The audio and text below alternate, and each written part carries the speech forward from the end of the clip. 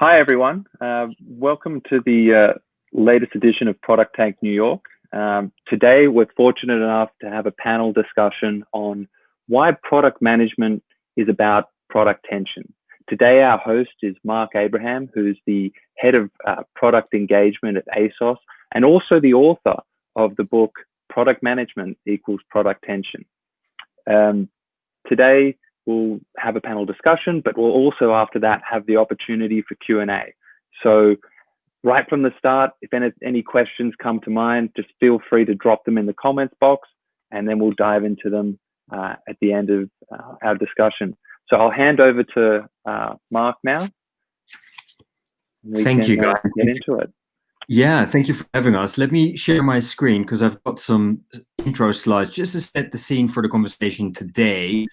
And so everyone knows what we're going to talk about and who is going to be talking, most importantly. So yeah, like guys said, we're going to talk about managing product equals managing tension. And this is based on my book, but instead of doing a boring kind of book presentation, I wanted to really bring to life some of the things that I talk about in the book, some of the tensions that I cover in the book, but equally look at how we can manage those tensions and even make it the most of it and not be afraid of a bit of tension when we're managing products. Because in my experience, and I talk about this in the book quite extensively, product management is a combination of the mind, our minds, the people that we work with matter. So what the product is made of, whether it's software code or it's plastic, let's say, and the moves that we make in relation to a product, the decisions that we make, decisions that we don't make. But hopefully by the end of the session today, you'll get a sense of how these three components can cause a lot of tension, because each of these components, in my experience at least, is a cause of tension, friction in its own right. And you can imagine as product people, when we manage products, all these three elements come together, and you can, if you're not careful, you can get a perfect storm, which can be quite tricky to manage. And what we'll talk about today is really about stakeholder management. We'll talk about influencing without authority. We'll talk about working through uncertainty, which we do a lot of as product people, but particularly now dealing with unknowns. And we'll also talk about the risk of feeling overwhelmed as a product person when you're managing a product and how to best deal with that. So those are some starting points for conversation. But obviously, as Guy mentioned, if you have any thoughts or questions throughout, please leave a comment, because we'll get to the Q&A session and after our initial conversation, and we'll definitely pick up on some of your questions and thoughts. And when I say we, let me introduce the four amazing panelists that we've got tonight. So we start with Nina Foroutan, who is the Director of Product Development at Forbes, where she leads a team of product owners focused on driving content and revenue experiences on Forbes.com. We've got Georgia, who's a colleague of mine at ASOS. And Georgia is a product owner at ASOS based in London. Currently, she collaborates with a team of engineers focused on building communications to drive loyalty and engagement from ASOS global customer base. We've got Andy Ayim, MBE, and Andy is the creator of the Angel Investing School, which is a school that trains diverse professionals on how to get started with investing in the next generation of diverse startups. Apart from that, he also consults companies in highly regulated industries on how to set up and scale new agile product management teams. And last but not least, we've got Tom Comerford, who is a group product manager at Walmart, where he leads a team focused on building tools and systems that improve catalog data quality. And I should mention as well that Tom very kindly provided some input into the book. So if you're interested in seeing his thoughts on paper or on your Kindle, he was one of the many people I interviewed for this book. So we've got the panel, but like I said, it's a two-way conversation. So please, throughout, put in your questions, put in your thoughts, because it's really about, I'd like to think, a topic that's relevant to all product people, whether you're product manager, product owner, designer, whether working in a big company, small, and I'm curious to hear what your experiences are, what your learnings are, and what your tips are. So with all that said, let's get into the conversation. I'll stop sharing my screen. And I have, just to kick us off, I've got the first question, which is, when was the last time you experienced tension when managing a product? I can tell you that it was as recent as today, where, without naming names, of course, the tension that I had to manage for one of my product owners and supporting him and stakeholders as well is, how do you take a product and deal with both the kind of ongoing maintenance of that product, business as usual, versus bigger kind of initiatives, more innovative improvements or things that you want to do around that product, right? Because on the one hand, you've got an exciting product person, product team, desperate to really take the product to the next level. On the other hand, you've got stakeholders and people who have to work with that product, for instance, or responsible for it, saying, yeah, that's lovely, but can we also not forget about our BAU and some of the hygiene around this product? And that's a tension which I'm sure we'll come back to later on in the conversation that I'm managing as we speak.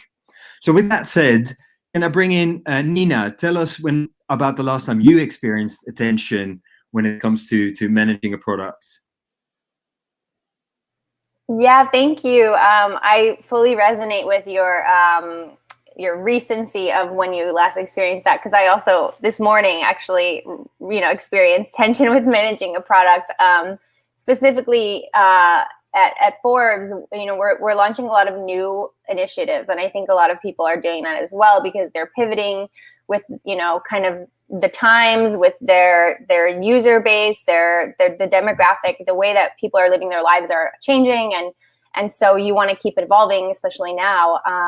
And so I think whenever you're introducing something new, you have to manage the kind of the old expectation of how things were and people that were so comfortable with that. And so it's a lot of hand-holding and explaining and really being emotionally intelligent in helping different departments or groups that maybe aren't so okay with change or something new, really transition and buy into this new thing that you believe will be a long-term improvement in your product and in your company. And so I think, a lot of what I kind of go back on is, when I'm speaking to somebody in my company, what do they care about? And how can I speak in a way where I'm really like touching on the things that they may be worried about or things that they may be interested in. And so I think it's a lot of what I thought has helped is really framing things in a way that is very particular to what really drives that group, and making sure that you're not just one-sided. But yeah, so for me, I think really new initiatives is where my world is right now, and it's a lot of conversation, and it's a lot of it's kind of like therapy a little bit when you're working in product, like you're there to connect with the people in your team and in your company and make sure that there's a meeting of the minds, and it's not just like everyone wants to know what is in it for me, how am I going to be okay. So it is a lot of those conversations happening right now. Gotcha. Thank you for sharing that. Tom, when was the last time you experienced tension? Yeah, I think for me, it was probably last week. But, I'm probably a little desensitized to the tension we feel every day in the job. But I think last week we've been working on launching a large new initiative across the organization. And of course, working with data as we do, there's so many different stakeholders involved. And, inevitably you can have a big picture figured out. But the tension comes into play when you get into the weeds a little bit and you figure out the touch points between different groups. You start thinking about different people having slightly different motivations around what they're trying to get out of a product. And so for me, a lot of the tension comes from transitioning from strategy to execution. Nice one. Thank you for sharing. Georgia. Oh, I think mine was as recent as today as well. I think being a product owner, I think you will have tension every single day. And I think, Mark, a lot of my tension comes from what you refer to as like the dysfunctional family. So I think you and your stakeholders, you've all got a common goal that you're supposed to be aligned on, but one of the main things that causes a lot of tension is that internal competition. I think, Nina, you were mentioning it, organizational change is slow. It's slow, and trying to get people to buy into the value that product can give and that product has, versus them understanding that you're not there to take over. We're not there to take over the world. We're collaborators. Like, we're here to bring the value as a team. And I think a lot of my tensions comes from this dysfunctional family where they're your family and you have to meet that goal, but at the same time there's that internal competition that will always cause a little bit of tension. I see the link between, I think, what was said before about, product management and therapy, and you're talking about dysfunctional family. I see a theme emerging. For a moment, I have to be honest with you, Georgia, when you said, Mark, the tension is coming, and I thought, oh no, she's going to say most of the tension is coming from you, and I was like, no, how do I get out of it? Anyway. Oh, that was my second choice, but on that note, Andy, when was the last time you experienced tension? It's funny, Nina touched on therapy and this running theme. I feel like this session is therapy for me because I get to get some things off my chest, right? So this morning, I was actually running some product coaching for various members of a pharmaceutical team. And I paused the training just to make sure that they're getting it and to understand if they had, personal things that they were going through with their teams, or challenges that they were facing that they could share. And one of the candidates shared how basically they're working with some manufacturing units who are really disenfranchised because they go to them often to get information, but they actually haven't brought any value to them. So for the last 3 months, they've been extracting information, but not really delivering anything of value to that team. So, the tension came because they didn't realize actually that the reason that they're so disenfranchised and not bought in is because they've heard all of this pizzazz about these new product teams working in Agile, but actually they feel like the win-win is not there because they're actually just extracting so much information, but not actually delivering any incremental value back. And we realized that team is actually what they need to do is more discovery and experimentation with that team to really take them along the journey of prototyping with them, interviewing them, but showing how their interviews and their insight is shaping what they're then designing and developing to serve them and to solve the problems that they have, right? And to take them along that journey of actually including them in that process rather than, I guess, the traditional mindset they had from working on projects and going through the sequence of doing A, then B, then C. And I think projects often and programs can be a point of tension for product managers in general, but I'm not going to go down that path yet. Not yet, but it's interesting building on that example, because in the book I talk about, I think call it the knitting spaghetti tension, where as product people, like Andy says, we focus a lot on experimentation, try and learn, but typically we're happy to embrace some of these unknowns and the uncertainty that comes with discovery, as Andy described it. But we work a lot with people who either used to more kind of set project or programs, or generally as part of their role because they work in finance, let's say, or they're much more used to certainty and they embrace that certainty. Has anyone, maybe starting with you, Tom, you work at Walmart, but have you got any experience of that tension where you as a product person are advocating the uncertainty, embracing it, talking about discovery, and you might be working with people who are not so used to that? Yeah, I think Walmart is a prime example of this. The Walmart company has been around for many decades now, and there's a lot of ways that the company has become successful over that time. And so as we try to move into new technologies, as we try to do new things, it's always a balance between what's worked for us in the past and how do we innovate for the future at the same time. And for me, I've encountered this on a number of different occasions. I think, a prime example would be really trying to, figure out how to modernize some of the tools that we have to, manage the website, manage our, supply chain, for example. And what I always try and do when I'm encountering this sort of tension between what was and what could be, I'm thinking in terms of how do I anchor people? How do I anchor the stakeholders in an understanding of how the new is not so different from what we've done in the past, or how does it resemble, pattern after something that's already been done somewhere else that we can see is successful. So it's always, a challenge. I think there's always going to be some institutional resistance with a company so large and so kind of, with a storied history, really, to be able to also be on the cutting edge of new technology or new products.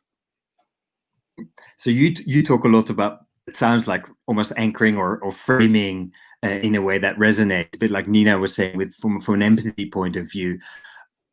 I'm curious, when we talk about certainty and uncertainty, and it's fair to say that we live in very uncertain times at the moment, so at the best of times, I would say a product person is always about uncertainty, but particularly now there's so many moving parts, shall we say. What is your experience and how would you go about that? Because I've seen companies where the urge for certainty wins and they try, a bit like Andy was hinting at, they try to go back to huge programs of work and very detailed and trying to plan for the next couple of years, maybe knowing full well that plans never go to plan, as I write about in the book, but equally it gives them that sense of certainty.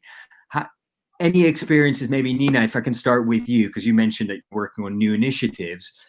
How do you deal with that? Because again, I can imagine that people think new initiatives, let's do a project plan that stretches from this end of the room to that end of the room, and we all know where we're going, good times. Yeah, I think, people, a lot of people, especially in media, are shifting from short-term strategy to long-term strategy. And that's, they're going from like a search-based group of, users to a subscription base where they're building loyal users. So that is more of a long-term play. You're not going to see the results immediately. And so how do you prove that, when you don't even know, because it's a new thing and you don't even have data to really compare it to. So you kind of have to build trust in uncertainty while managing expectation. And I think something Andy touched on is like, as much as I can go and lay out a plan and get buy-in and we're connected and, all the stakeholders are happy, if I don't deliver something, then that completely ruins the trust. So it's also, I really have to be mindful of, as much as I am also selling, this new thing and getting buy-in, that I can deliver on it. And so I think a lot of the difficulty is breaking out these bigger products and projects into things that that you can deliver on. Because going back to those stakeholders and saying, I know, you went out of your comfort zone and you agreed to this, but actually we're not going to be able to have it for another 3 months, or we can't even do it.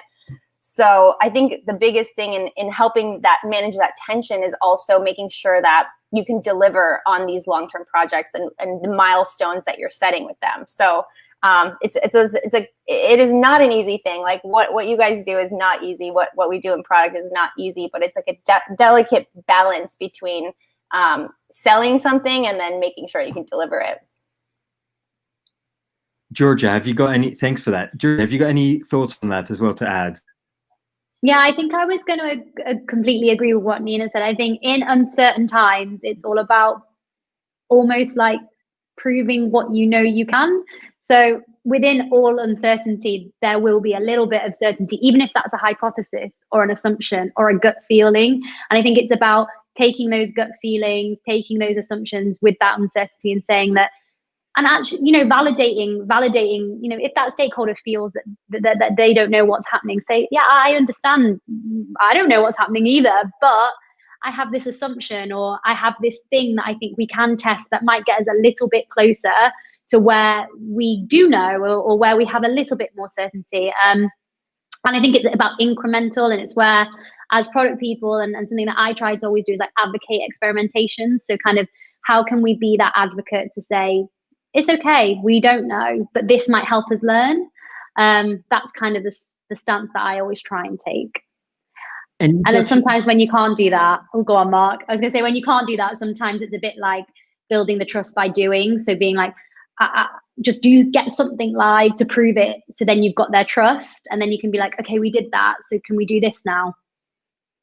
In the book, I talk about influencing without authority, because I totally hear what we're saying about trust and building that credibility, as you say. But how can you, even before you get to that stage, because there might be a few hurdles that you need to overcome before you get to delivery, how have you got any other tips for how you build relationships, or how do you influence people that you work with or that you report into, or that your stakeholders or your regulator that you need to influence but you don't have any authority over. And yes, delivery is one of those, absolutely. Are there any other things from your experience that work in terms of building the relationship and building trust? Andy, I see you nodding, so I'm hoping I'd like to bring you in here to see if you've got any tips or lessons learned in that respect. Just a caveat, everyone was nodding. Everyone was nodding. Right? Yeah, no. I think we touched on it earlier, right? It's all about empathy and really, stepping into that other person's shoes, whether it's the regulator, whether it's a leader within your organization, whether it's the finance team, to really understand the world through their perspective, to understand what their pressures are, to understand actually what are the things at the top of their priorities and why. Because there may be an opportunity for you to alleviate pressure from them and to add value through solving problems that they've actually prioritized already, right? And, for example, during COVID, one of the opportunities that I saw with this pharmaceutical client that I'm working with at the moment, of artists, is that their travel and expenses team is obviously a little less busy given the year that we've had. But actually, that's a great opportunity for us to really get them going on running small experiments and getting started in working as product teams and actually really building that confidence sometimes that you need initially to really get in the rhythm of working in this new way of working. So I think often in these times of challenges and challengings, there's opportunity that's bred. If you're able to look into those opportunities of understanding where stakeholders are coming from, what's important according to them, whether you can alleviate pressure from the world that they're actually operating in. Cool, thank you, Andy. I didn't mean to put you on the spot, but Tom, what's your experience in that respect?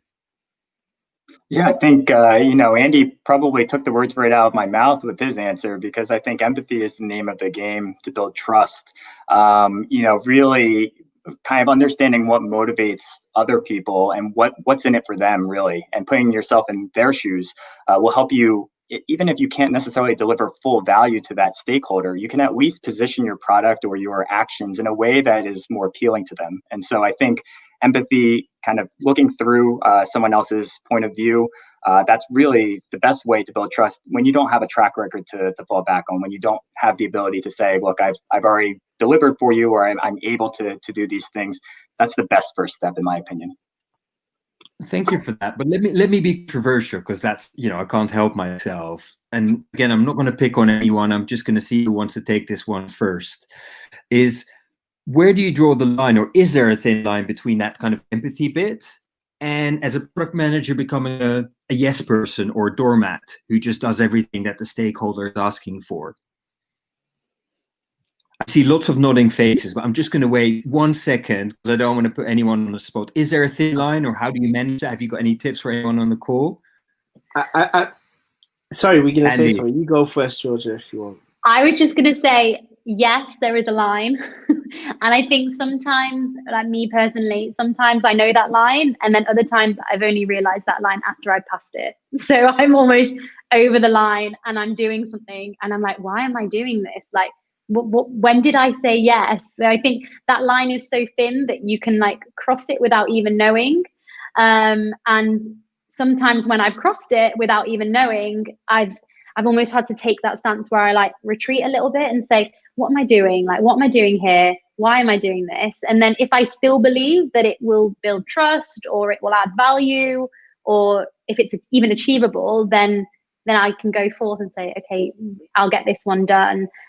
Sometimes I'm over that line and I'm like, I don't want to do this anymore. And I'm not sure it's even the right thing to do. And I think that's where the tension really plays, is when you have to go back and be like, I crossed the line and I'm trying to go back. And I think in those, I think the only thing that you can lean on is like why you've come to the conclusion it's a bad idea. So is there some data? Like, is there something to validate like your reasoning, or is there, a friendly stakeholder that you can get on side, and then the two of you can then attack the mass back? So it's kind of like growing the circle, like sharing the problem. A problem shared is a problem halved, or getting some data to go back over that line. But I think George, yeah, I think you need to for last bit, because I was gonna. So thank you for sharing that, Andy or Nina. If I can bring you in, because how would you, particularly if there's people in the audience who are like, yeah, that line resonates with me, and I'm nervous about that line because I'm quite new to product management, or I'm new to an organization, or I'm working with people who have a lot of gravitas or very impressive sounding job title, and I don't necessarily know how to, not just be a yes person, but, still stake my claim whilst being empathetic. Any tips or any advice there? I think like empathy goes hand in hand with education, right? And a part of you empathizing with them is hopefully that they can also empathize with you, because inclusion is about having both of our voices heard and acted on. And a part of that education journey is really like bringing that stakeholder along the journey, like come to our sprint demos, like understands that everything that we receive from various stakeholders is actually an assumption for us to then turn into our hypothesis and go and test with an experiment. So it's not that we're going to do it or we're not going to do it. We're going to just prove or disprove it and gain some evidence. So they need to kind of gain empathy and insight into the process that you go through once like a stakeholder shares an idea with you, right? And I think once they have more of an appreciation over, actually, you've got a roadmap here and you've got all of these experiments that you're running in, actually, you're serving the customer and not me, but I'm helping to shape, hopefully, what is of benefit to the customer, or my hunch that I have. Hopefully they can gain that empathy into feeling like, actually, this is mutually beneficial. And now I understand that process. I'm more bought into the contribution that I make into that process. Cool. Thank you. Nina? Yeah, I completely agree with both Georgia and Andy's points. I think it's really hard. It's difficult to not become like a service, like an agency kind of team when you're in product and people just come to you and tell you, hey, build this thing. And I found that a lot of times when that happens from stakeholders is that like they just think something will work and they haven't really thought it through. They don't understand the components. They don't understand the structural implications or the user base. They think it's going to be the coolest thing or the best thing. And so it's a lot of like asking questions. The 5 whys. Why do you think that? Well, why is this a problem? I always try to use like neutral language, like. If I'm trying to guide a stakeholder into helping them make an informed decision, I'll say, but let me go back and look at the data, or let me talk to the engineering team, and I'll come back and say, based on the data that we've seen, these are the 3 things that, I think would be helpful. And so it's really, a lot of times stakeholders are excited and they come to you with like, I saw this on another site. I think it's great. Can you guys build it? And you just have to take a minute and be like, okay, well, what are the KPIs? Why do you think, this will work? Who are the users? And it's a lot of like helping them kind of take a breath and then saying, let me go back and like do some research and come back to you. And that kind of helps manage the like agency relationship, and it becomes more of like a partnership. Yeah, and it's interesting what you're saying, Nina, about asking questions rather than going straight into doing or execution mode. And Tom, if I can bring you in here, because in the book, I interviewed lots of people like yourself, and they talk about, like Nina said, the importance of asking questions. But as a product leader, you've got a team of product people that you work with.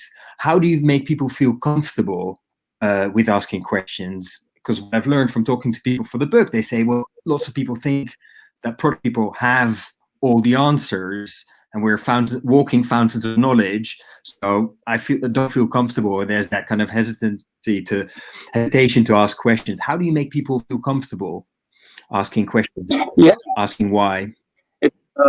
It's tricky, right? It's, especially as a new product manager, you get a lot of people who just want to take the orders, and that's a natural position that you want to be in, I guess, early on in your career. But I think for me as a leader, trying to help my team and others around me become more comfortable, I'm trying to create safe environments for them to ask questions, to learn, to be protected, to have that air cover with, asking a tough question or maybe not getting the answer that they're looking for, and showing them how to sort of process that information, what to do with that information.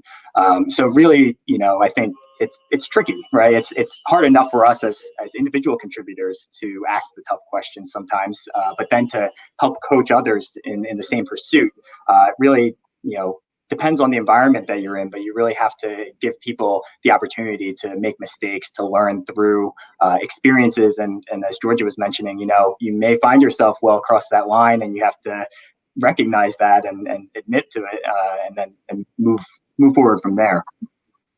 Cool. And final question before we open up for Q&A. And again, I would kindly say, if you've got any questions that you want us to cover, any thoughts or any challenges to anything that we've discussed, please put it in the chat and we'll see if we can cover it. At the moment, I can see my friends Martin and James are leaving some great comments. I'm sure they've got some good questions as well. So Martin and James, definitely leave some questions in there, really difficult ones for us as a panel. But before we do all of that, I have a question for you about going back to what I said at the beginning, where I talk about managing product as that combination of mind, matter, and moves. I've noticed over the years that, it can be a really overwhelming job because you're trying to keep all these balls in the air. You're working with change, as we talked about, uncertainty, dealing with stakeholders, dealing with your own emotions, which we touched on. Have you got any experiences of feeling that overwhelmed, or kind of learning how to manage that in such a way that you don't end up feeling overwhelmed and still enjoy what you do as a product person day to day? I can add one thing that's been hugely helpful. And it's sometimes having knowledge sharing sessions with other product teams in other companies, and learning that you're not crazy alone, and actually you're not lonely along this journey. We all face similar challenges too within our organizations. And I think communities like this and having conversations like this really helps, because you get to get some air cover around having these conversations in a safe space. We also get some really cool ideas on what's worked for other people and actually what you could do internally yourself. Cool. Anyone else, any tips other than obviously that kind of shared feeling of being a product person and that reassurance? Georgia? Yeah, I was going to say, Mark, I think you used this phrase when we were talking yesterday, that sometimes as a product person, you can be a bit of a Swiss Army knife. So you have to be talking to your engineer, and then you're talking to your stakeholder, and then there's someone in marketing who wants something, and then there's someone in supply chain who also is saying something, and you're kind of there in the middle, so I'm just trying to piece everything together, and some days everything goes right and some days everything goes wrong. And I think that for me is what overwhelms me the most about being a product person, is that I wake up in the morning and I have to be in 5 or 6 different headspaces by the end of the day, which can be a challenge. And I think the one way that I deal with it is leaning on people who are actually the experts in those areas. So when I'm speaking to my engineers, they don't expect me to be an engineer. I just need to know enough of what they want. And when I speak to my marketing manager, they don't expect me to be a marketer, like a marketeer. I'm not the expert there. They are. So kind of when I feel overwhelmed, I kind of look at my group and say, who can actually help me there? And even though I do have to be in all those spaces, and it's important that I am in all those spaces, I don't have to be the expert of those spaces. I'm the expert in the product, and that's what I need to be the expert in. I don't need to go and code, or I don't need to go and write the editorial. Thank you. And it's interesting because building on that answer, I'm looking at the questions coming in, and Henry is asking a good question, because he says, how do you manage tension between different sides of the organization? Let's say engineering versus product, or product versus sales. And he's saying, what else can be done after aligning to the same goals? So maybe Nina or Tom, given that you both work in large organizations, and I appreciate you have all those functions in your organization. Tom, have you got any tips on how you bring those different sides of the business, which I always love, together? Yeah, I think, it's a great question. And it's, the tension is there on all sides, but it's different types of tension, right? The tension that we have with our engineering counterparts is going to be completely different than the tension that we might have with our business partners. And so bringing that all together, if we have alignment on the same overall goals, what I'm trying to do to manage that tension is to push on both sides, to make sure that we're creating enough space to have leeway, whether it's, giving our engineers a little extra time to complete the project that they'll need, or if it's pushing them to go a little bit further based on what the business is asking for. So for me, at least, I think the first thing you have to do is really recognize that no matter who you're working with, that tension will be there, but it's going to be different. It's going to be unique to that relationship, to that team dynamic. And then from there, it's really about trying to carve out, because we're sitting in the middle of all of this tension coming back and forth at us, and really we are the stewards of that tension. And so really it comes down to making sure that you're advocating on all sides for your different stakeholders in relation to each other. Thank you. And Nina, what are your thoughts on Henry's question there? Yeah, I think when groups get siloed and they have conversations kind of amongst themselves is when kind of you see the negative consequences of that in your talks with the different departments. I think like we used to have an anonymous feedback between engineering and product, and that just was it not helpful, because people would say whatever they wanted, but then you wouldn't know who it was, and you would take guesses on who it was, and people were really open anonymously, but then in meetings they wouldn't speak up. So I think in our organization we really try, and you touch on transparency in your book, and it's like we really work hard to be transparent and upfront.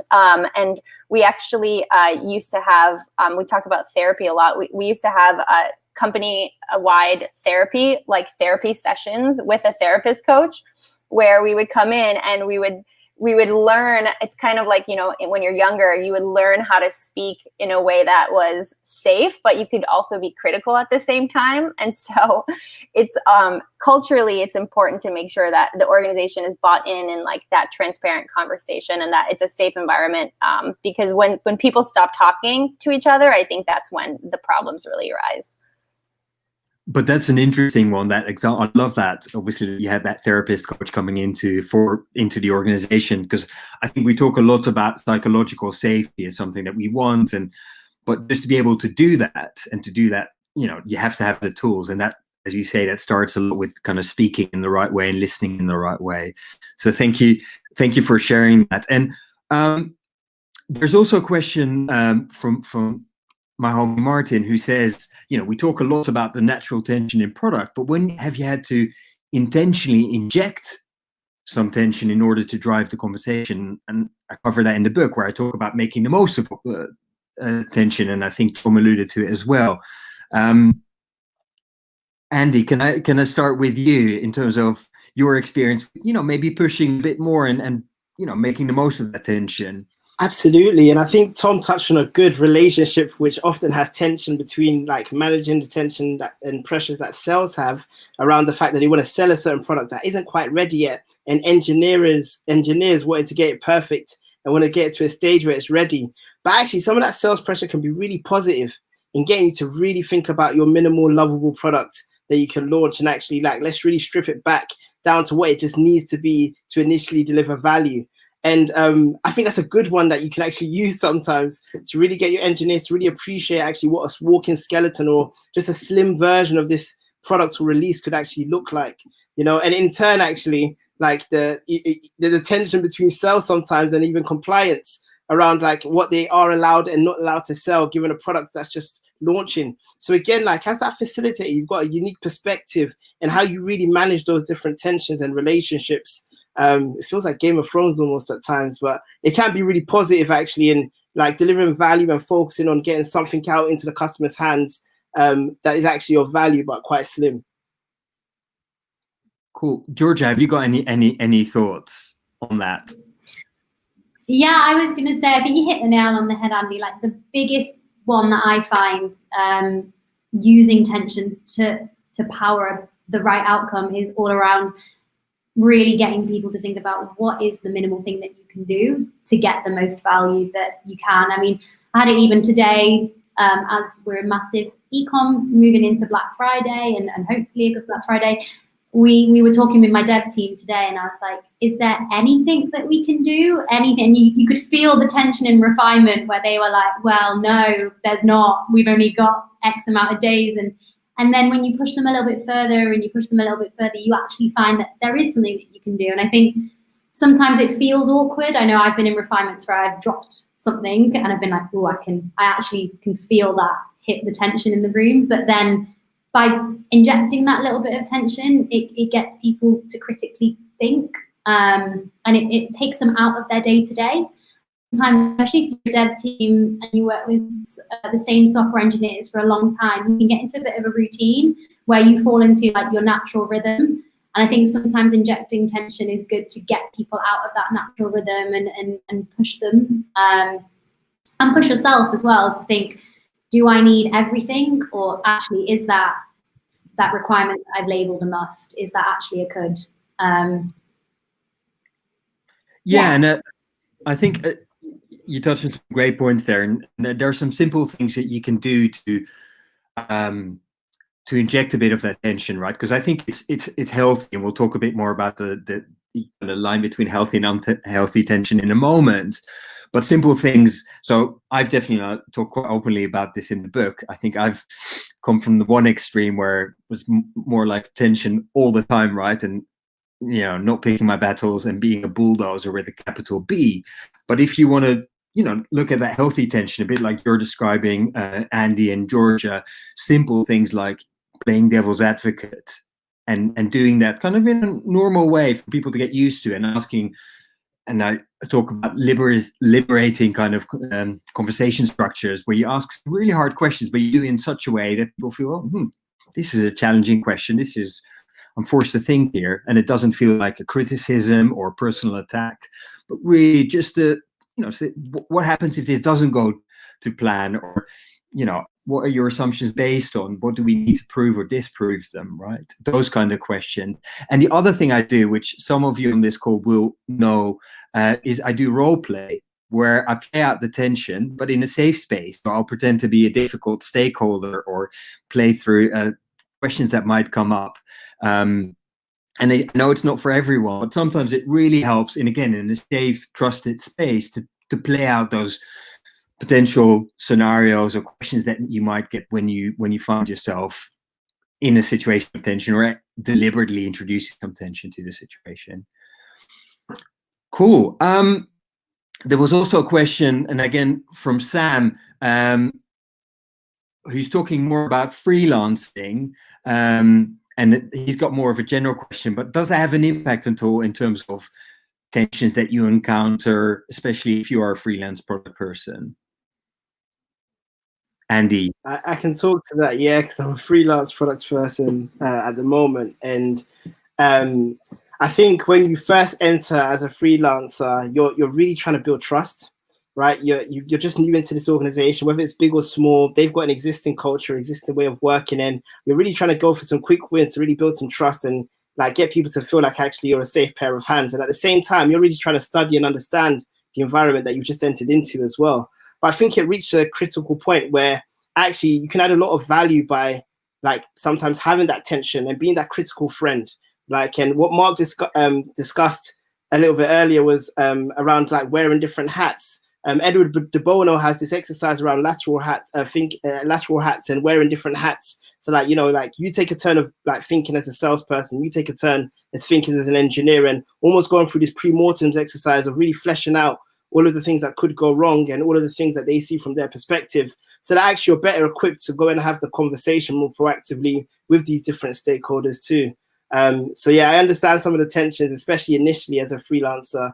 I think there is a moment of I guess, trust that you reach where actually you can add a lot of value by really being that critical friend and challenging in a respectful way.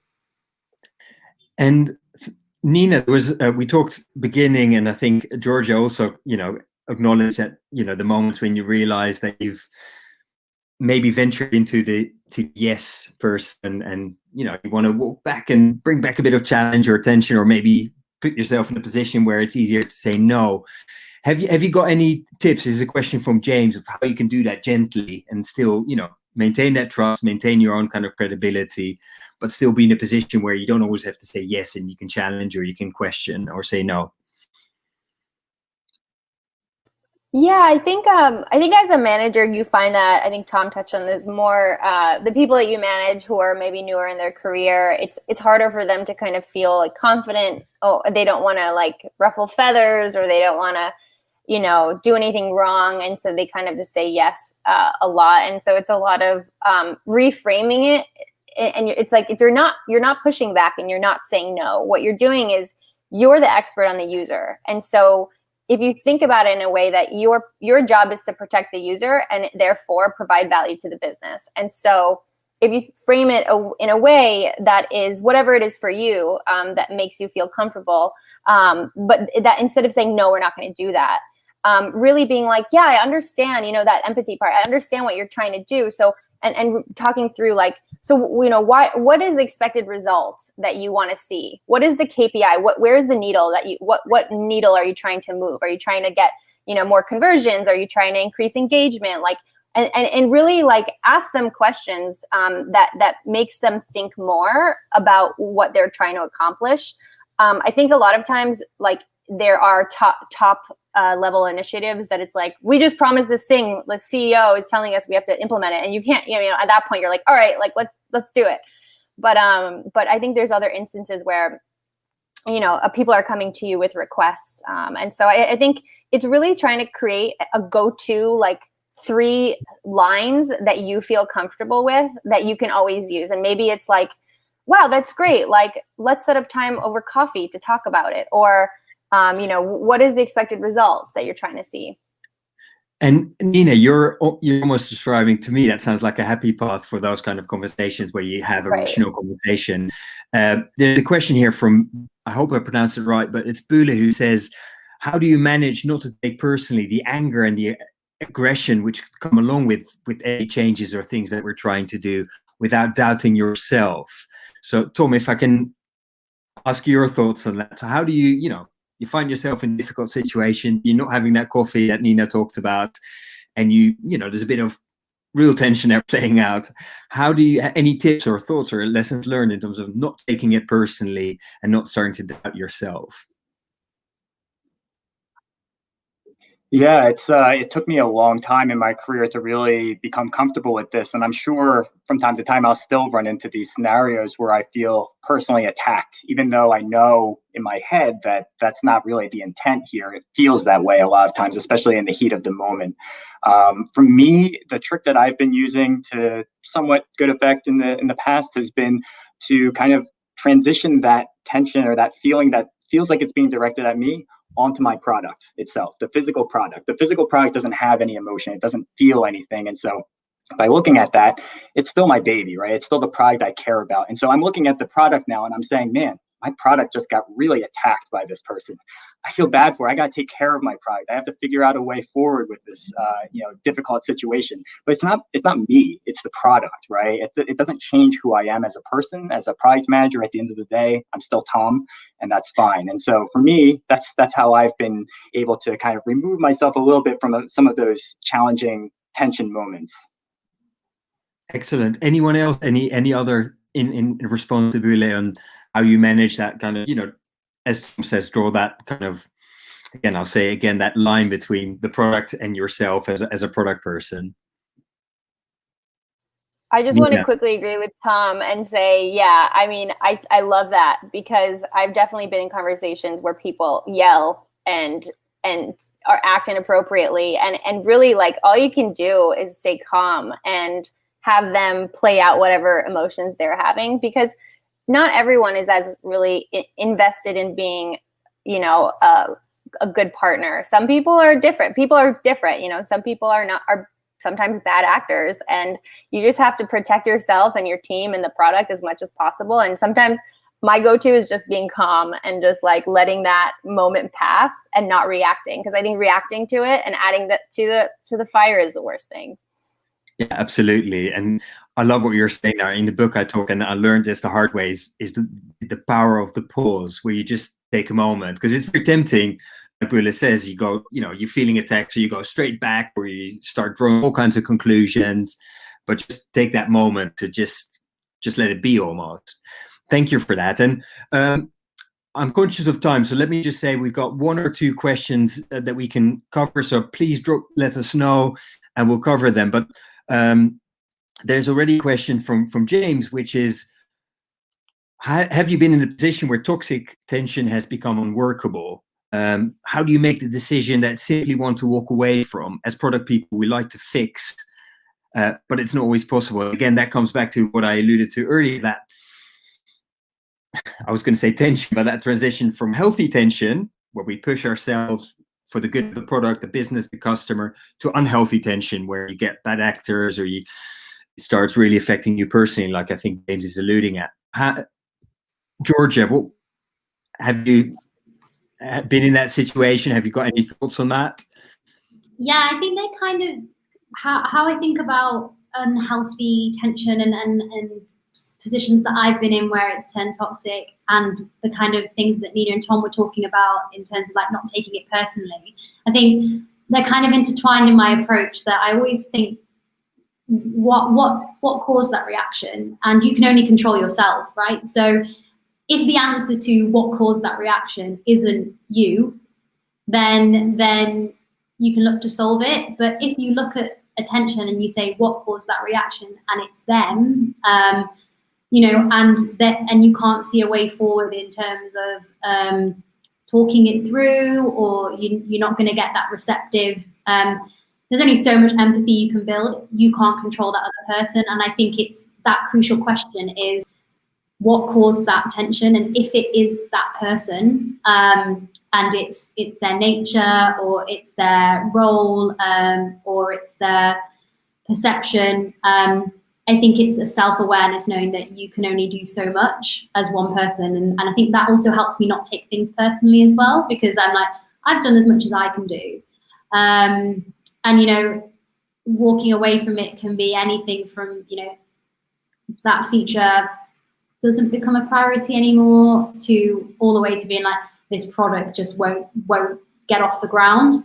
And if you can raise that, actually, this product's not going to get off the ground because your stakeholder won't get on board, then it's a decision that gets swallowed by the business, not you as a personal product person. And I think it's, you know, finding that line and answering that question to say, is it them?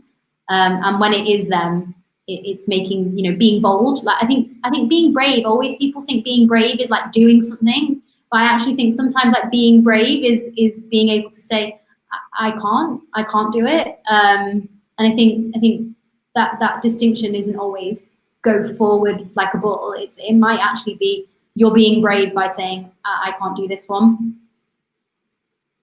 I'd love to add to that, actually, because it triggered a few memories personally. And like sometimes I realize that I'm part of the contention or tension within a team. And sometimes it comes from things that people find awkward. Like when I join a team, I share my personal values. Like I love working in teams that are egoless. I feel like we all should have an ability to influence without authority. But by doing that and sharing all of these values, I'm very transparent into where my boundaries and my lines are when working with teams. So during those awkward moments, like what Nina described of someone shouting at me, I might just walk out the room and walk away. And it's really awkward. But it's better that I do that than I react in an aggressive way and in a manner that shouts back at that person, right? And, you know, sometimes in meetings, I ask the question of, like, who's not in the room? Like, we have no women in this room, and it's clear by a lot of these conversations that we're having, actually, we need a different perspective. And it's really awkward, and it causes tension. But that's good tension, and we need that, and we need more of that, and more people who can really ask those kind of questions and take those actions when they actually feel like something doesn't sit right with them. So, you know, in the beginning of my career, maybe 10 years ago, I was much more flexible and flexing my style and trying to adapt and like being 60% of my true self. Whereas now I'm 100% my true self and authentic. And if that means walking away, if that means asking an awkward question, I'm more than comfortable in doing so, because who else is going to do it if not for me? And I think we need to take comfort in knowing that, you know, when we leave a situation that is sometimes a tense situation, knowing that we felt like we've done the right thing according to the things we value and believe. Cool. Nina, any thoughts on that to add what Andy was saying in terms of that, you know, that thin line? Because also I heard you talking about, you know, bad actors before, and I don't know what needs to happen. You don't have to speak for yourself, but, you know, generally for it to get to this situation where I think this is it, I'm not even going to work in this environment because the people are not going to change. I pick my battles. Where do you draw the line? Yeah, I think Andy touched on it. I mean, we all have personal, values and a mission statement of, what our work is and what we're trying to do. And hopefully we join a company that from the top down, is compatible with those values. But, we're human, and not everybody is going to be wanting to make things better. And some people, you don't know what's happening in their personal lives. People are complicated. So, so sometimes, yeah, you just have someone that may cross a line, and you have every right to, say, either walk out like Andy said, or say, I don't think this is the time to discuss this. Let's reconvene, or even, escalate it if it's a continued problem, because at the end of the day, we should feel safe, and we should tension is great, but unsafe and unsavory, actions no one should have to deal with that, because it's hard enough. So I love what Andy said. Yeah, I think everyone should have a line. And I think it's harder for younger people too, new people that are newer.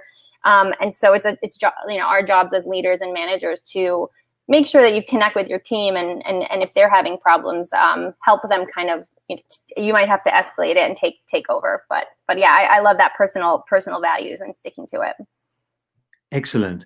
I'm conscious of time, so I'm going to ask you my last question, and just maybe one sentence, your final message to the audience, especially to those people who hopefully got inspired after tonight and listening to you guys talking about tension and embracing it. What's the first thing or they could or should be doing if they want to go on that journey from fearing tension and trying to avoid it to maybe making the most of it? Who wants to go first? Andy. Read Marc's new book. That is, I'll send you the check afterwards. Anything else? No, empathize. You should definitely empathize with the teams and the different stakeholders, just to really understand where people are coming from and what a win-win looks like for both parties. Cool. Tom? Yeah, I think for tension, you have to acknowledge it's going to be there. You have to know that it's going to be a good thing, a good ingredient for you. And so just acknowledge that its existence and steer into it. Georgia? I was going to, similar line to Tom, I was going to say you have to acknowledge it, but I think it's get comfortable with the uncomfortable. It's the same thing with product people with change. We always say get comfortable with change, also get comfortable with feeling uncomfortable. And if you feel uncomfortable, you're probably doing the right job. Gotcha. Nina, how about you? Yeah, I agree with everyone. I agree that everyone should read your book. There's a lot of great pieces in there. But yeah, I think having like a go-to kind of way that you handle things, whether it's like, if I start feeling stressed out, I'm going to do X, or this is how I'm going to handle a difficult stakeholder. Like as you go in your career, you start to build kind of go-to moves that help you. Like Georgia said, you can't manage the unexpected or like the craziness, but it helps you kind of have some sort of guiding light. And it's really about building your own confidence and believing that everything will be okay, no matter what happens. Love that. On that note, can I thank you all for your honesty, your sharing your stories and lessons learned and tips. Really, really appreciate it. We had thanks to the audience as well. We had some great questions, but thank you so much for sharing. And with that, I'll hand back to Guy just to wrap up the session. But I'll do a quick clap here, a virtual clap. Thank you so much.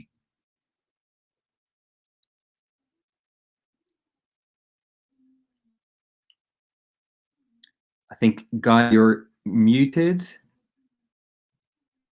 I love this about Zoom. Yeah. There we are. Yeah, thanks a lot, Marc, and thank you to the panel as well for sharing your time today. I thought it was quite an interesting discussion. So for everyone that was listening in today, you'll be able to find the recording on YouTube and also on ProductTank's website. And we look forward to seeing you next time. Thanks a lot, everyone. Thank you.